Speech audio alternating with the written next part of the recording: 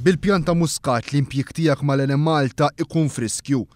Dan kien it-titlu ta' fuljett mimli gideb li fl-aħħar sigħat intbat mill-Partit Nazzjonalista lil ħaddiema tal-Enemalta, fuljett maħsub biss biex joħloq biża' mingħajr ebda bażi fost il-ħaddiema ta' din il-korporazzjoni.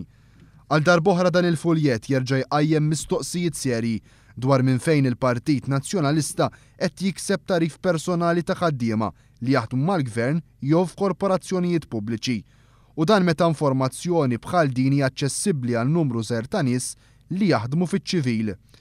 Dan mhuwiex każ iżolat fejn il-Partit Nazzjonalista uża informazzjoni personali tal-ħaddiema tal-Gvern sabiex jimbotta l quddiem il-politika tiegħu ta' gideb u biża'.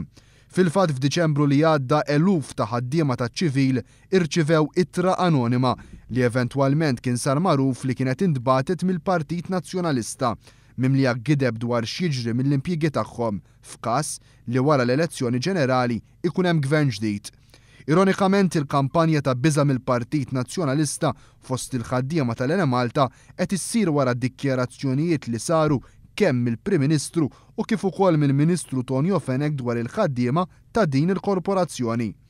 Ftit iktar minn xahar ilu fl-ewwel ta' Diċembru li għadda, il-Prim Ministru waqt li ftaħar b'dak li huwa għamel fit-Tarzna, fis-Simalta u fl-Ermalta kien żied jgħid li kien fadal oqsma oħra fejn rid jagħmel l-istess. Bħal tat-Tarzna nsemmi l-Ermalta mhux ukoll u nsemmi ir-riforma fit-trasport pubbliku, u nsemmi s-Simalta, u nsemmi l-oqsma kollha li kellhom bżonn jiġu indirizzati. U għatfadlinna oqsma iktar.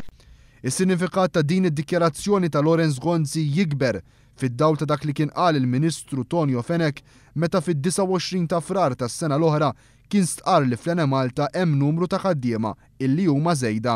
Hemm numru ta' ħaddiema żgur illi fil-korporazzjoni fil-lassi li se jkollha issa jkunu surplus għall-korporazzjoni.